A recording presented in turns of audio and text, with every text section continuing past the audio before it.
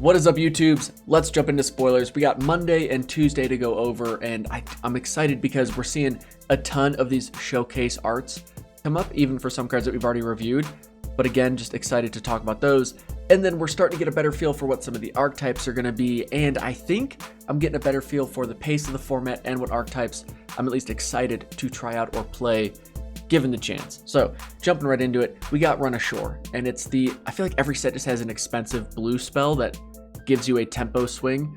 This is the one for Kaldheim, which is Run Ashore. You either or bounce something to its owner's hand or bounce something to the top or bottom of the library. So like that's kind of nice. I mean, it gives you options.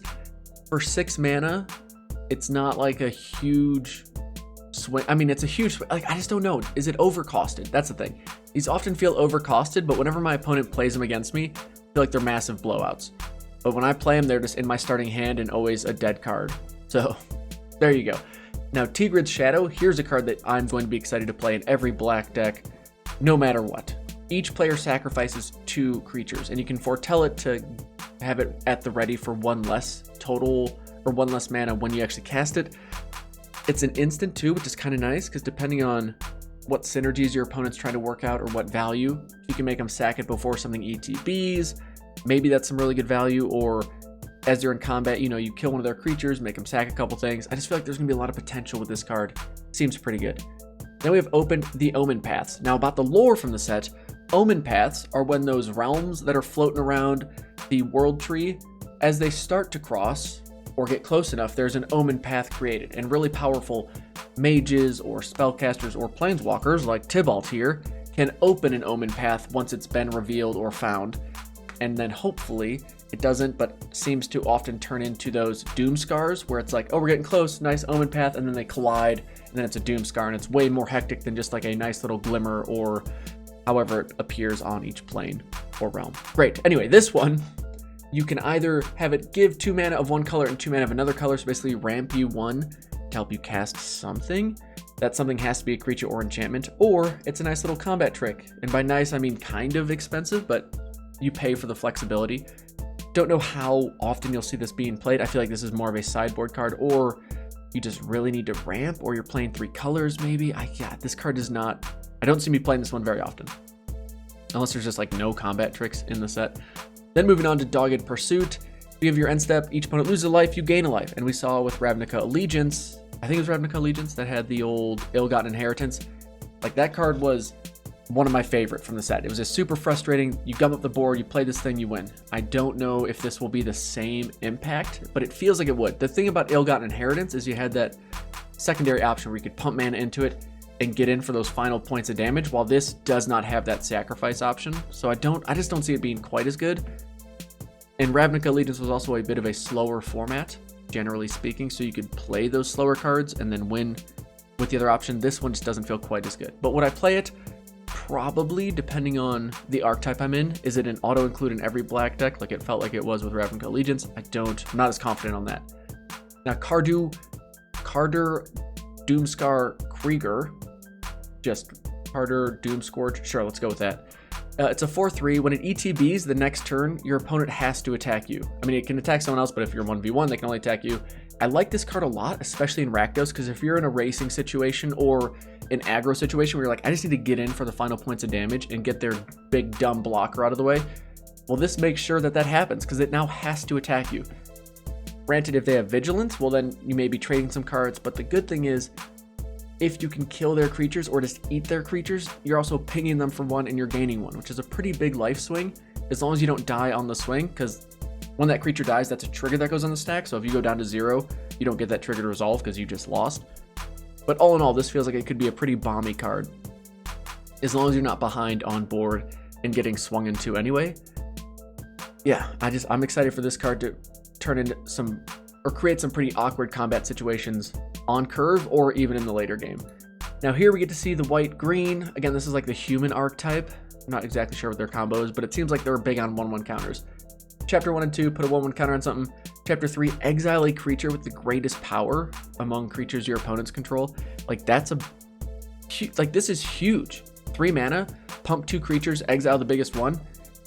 I feel like this is going to be one of the best gold cards for white-green for sure. One of the better gold sagas, uncommon sagas. I'm just, in limited, making something bigger is so impactful. Now granted, things keep getting pushed, so it feels like every set stuff just gets stronger and stronger, but turning this 3-2 into a 4-3 could be bonkers good, or turning this 4-3 into a 5-4, although this set does seem to have no lack of power.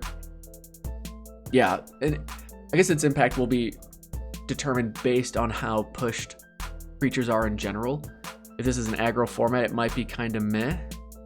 But I mean, just being removal. Like, there's no way you don't have a creature to target with this. Because by the time you get to it, it's got to be at best turn 5. Your opponent had to have played something within their first 4 turns, right? Had to. And now you have bigger threats that are harder to deal with. Okay, moving on. Big fan of that card. That's my point. Boreal, Outrider, whenever you cast a creature spell with snow, it enters with a 1/1 counter on it. Like, just, hey, big fan. These two are going to get along. Great, got it. Okay, moving on. Here we have an instant speed. This card, I don't know what the name of it's going to be. Wake the Draugr, sure.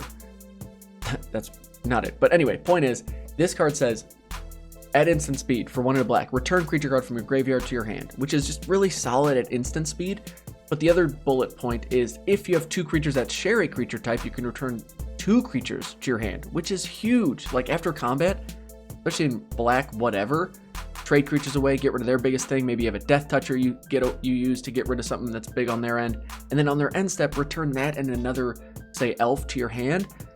That's huge value. I'm going to need to assume I'm playing against this or expect this in most black decks. I don't know why you wouldn't want to play this unless you just have no tribal theme going on. But the elf decks will always, I assume, want this.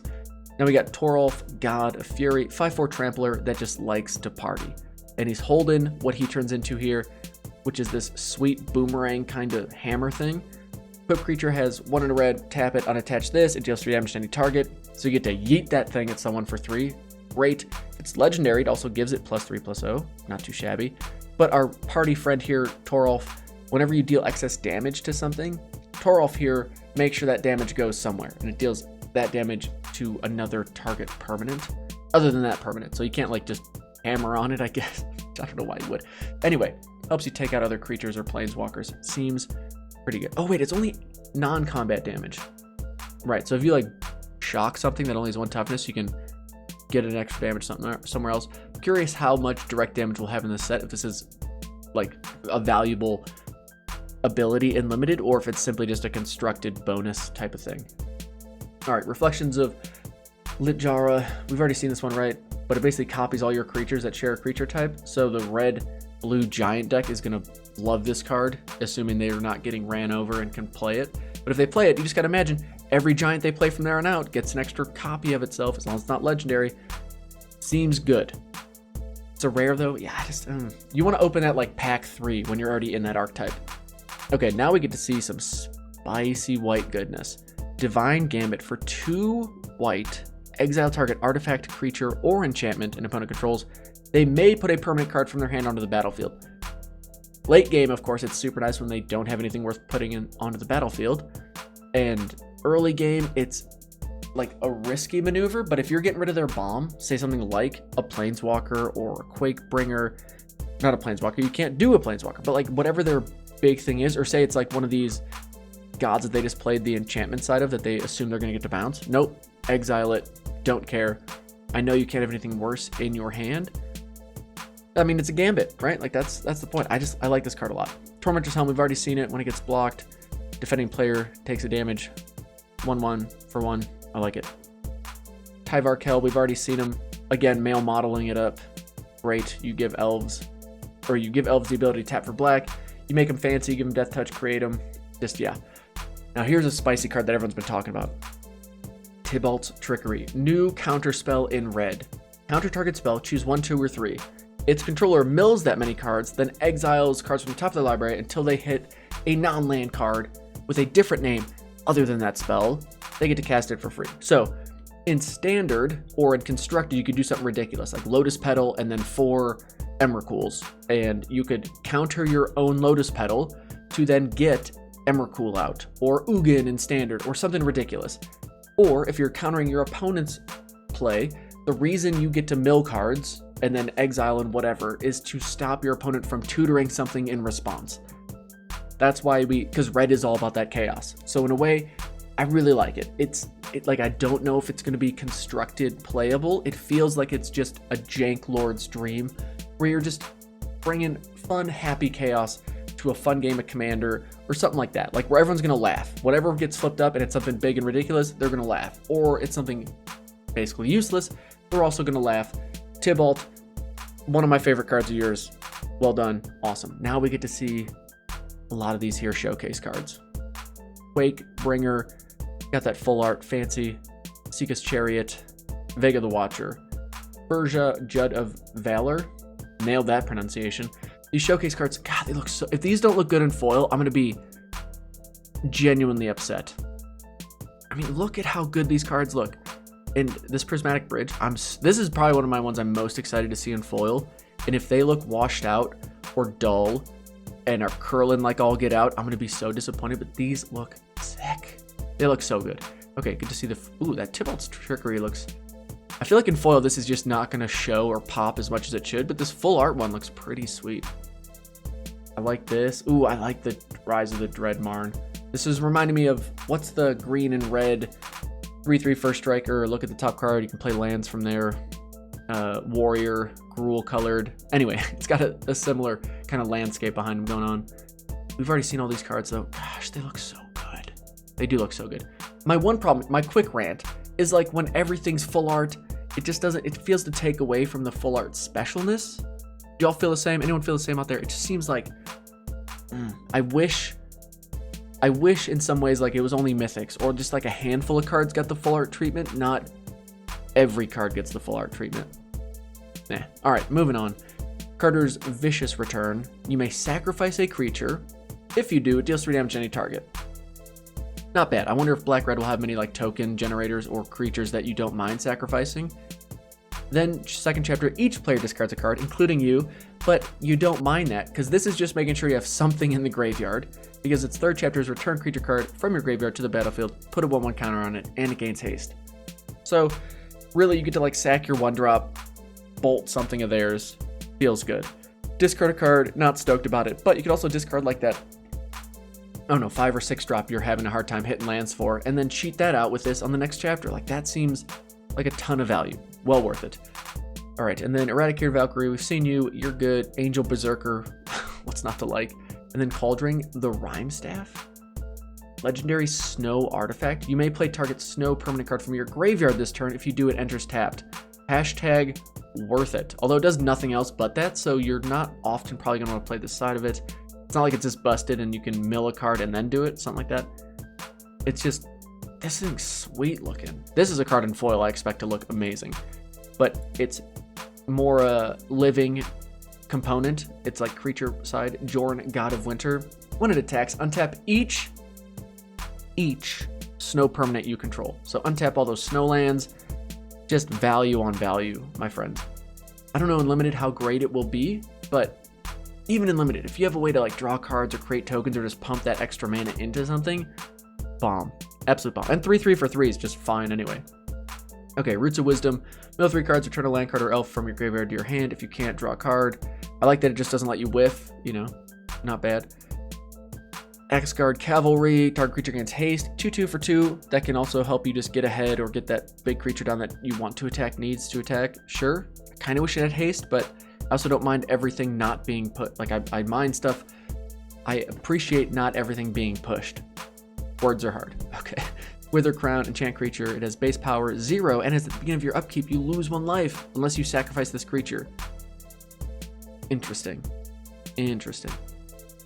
I really wonder how often people will just sacrifice the creature, because so far I haven't seen many that you want to keep in play. And if they do want to keep them in play, the 1 life probably isn't a big deal.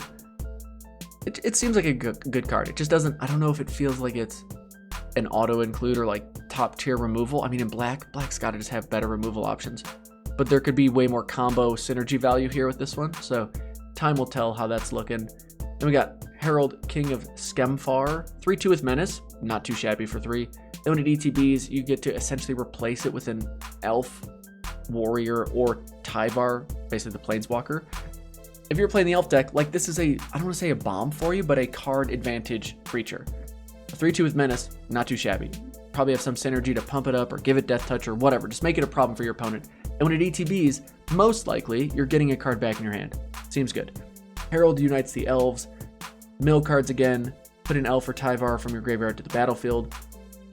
Like that just seems really dumb. This just seems so good. Then you get to put one counter on each elf you control. Like this is probably one of the bombier sagas so far.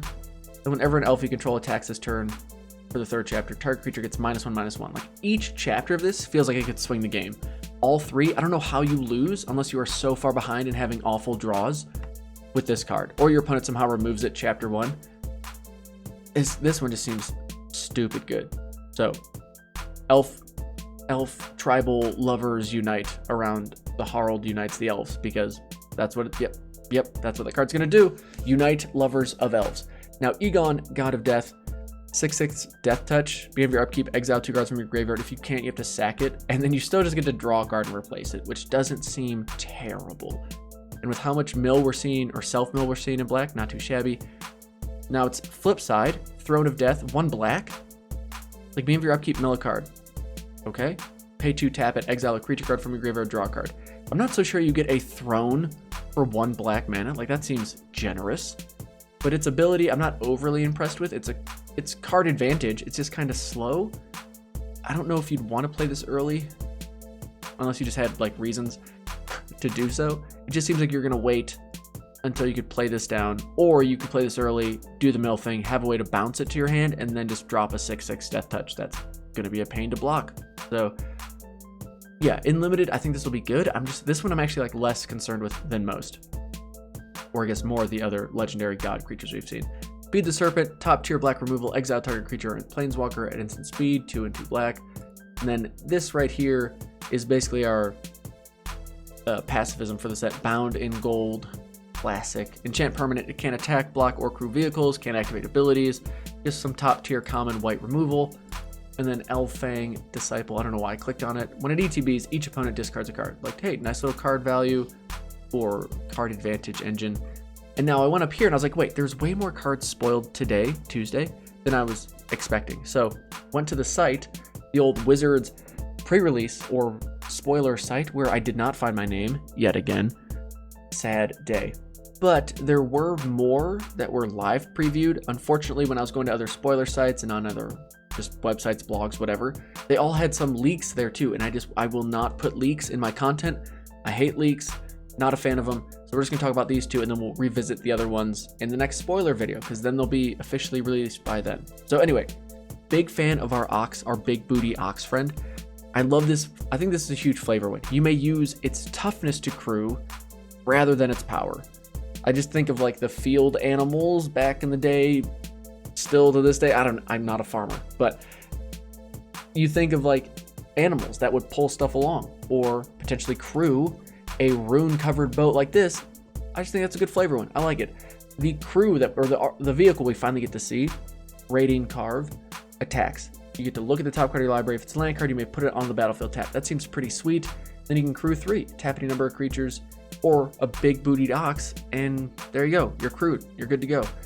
I like this whole we can use toughness to crew stuff. And the fact that it's a big Ox, I think it's just a good flavor one. I like it. Now, granted, I don't know how this would crew it, because like it needs to go out into the ocean at some point. Like I'd imagine it's being pulled along the land or like along the river's edge. Maybe they just put a treadmill in the middle of it and this thing just keeps chugging along like the Flintstone powers it. Maybe, probably not. Anyway, I don't know what I'm talking about. Yeah, again, big fan of these showcase arts. I'm so excited. Fingers crossed I can pull any of them in foil, because that's something that you just want in your collection. Like, how do you not? You know, I'm excited to try some of these out. Oh, but archetypes I'm most excited for. I think Elves just has me really excited. I'm a tribe fan.